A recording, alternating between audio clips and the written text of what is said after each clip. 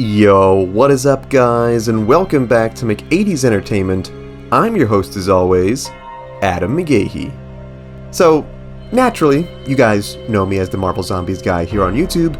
I do keep trying to escape my fate by doing different kinds of content, but the zombie algorithm gods keep saying no and lock me back up in the basement to get more of the content out that you guys know and love.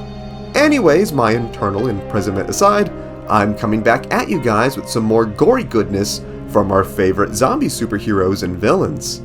Growing up, I was a huge fan of Resident Evil, and like many followers of the franchise, came to love Albert Wesker as one of its iconic villains. I mean, let's admit, no one can pull off the Hot Topic businessman look as well as our blonde-haired, red-eyed boy.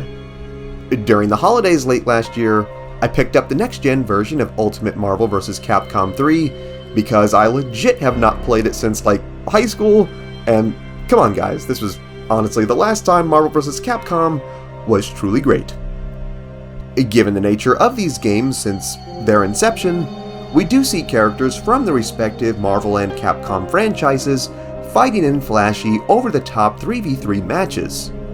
For the most part, these games have never really been about their story, but with games similar like Mortal Kombat, each character does have their own unique ending once they defeat Galactus in arcade mode.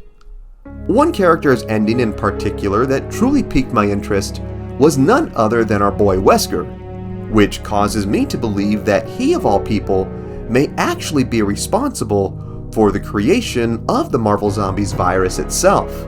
Now before you call me crazy, let's hop right to the ending after Wesker beats Galactus, where we see the man in one of his secret labs, where he says the following: "Everything has been going according to plan. I have to admit, a cosmic being coming into play was something I could have never have anticipated.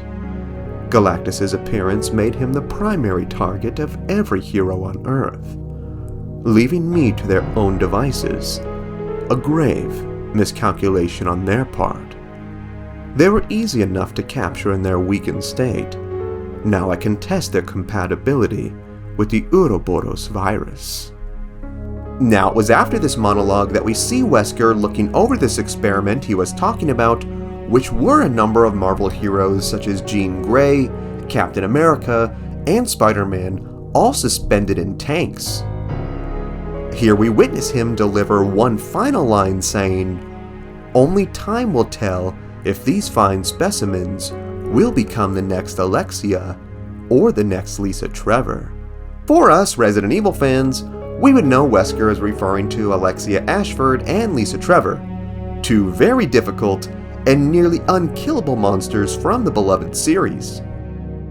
Judging from this ending, it would appear that Wesker would be using the same Ouroboros virus, yes, the same slimy Venom-esque one from Resident Evil 5, on the captured heroes to see what kind of ungodly creations they would become.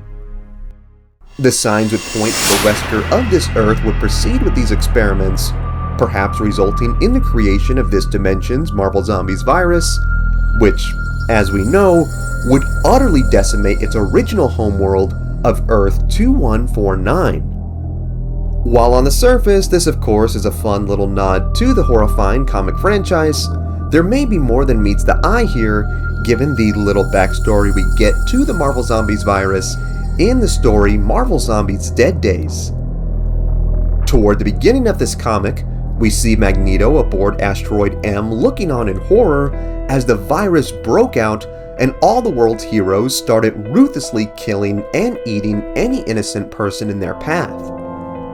This horror would be equally mixed with regret as we find out that the virus's presence on this Earth was actually Magneto's fault, as he had made a deal with a being from another dimension to bring the disease here, believing it would infect and kill only humans, just to realize he had been deceived as it also infected his fellow mutants, creating a soon-to-be global pandemic that would spell their doom. While there is no conclusive evidence on who or what this being was that Magneto made this deal with, infecting an entire dimension with a multiversal bioweapon is certainly in someone like Wesker's bingo cards, considering his whole global saturation mission in RE5, and him likely having a grudge against the Marvel heroes for trying to stop him in Marvel vs. Capcom.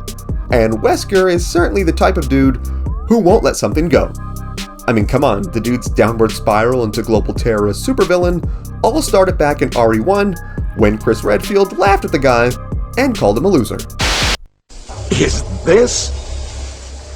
That's right. This is the ultimate life form. Tyrant! Chris? Stop it. I know this theory likely holds no weight and is just that, a theory, but it would be pretty cool to know that the man responsible for some of the most heinous viral outbreaks in the Resident Evil series is the same one responsible for the virus that single-handedly took down multiple Marvel universes. Now what I would love more than anything is to know what you think. Do you believe Wesker is responsible for the Marvel Zombies virus? If not, where do you think it came from? Sound off in the comments.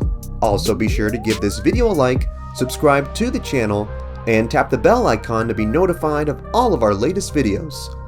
As always, I also wanted to let you guys know that our superhero training program is live.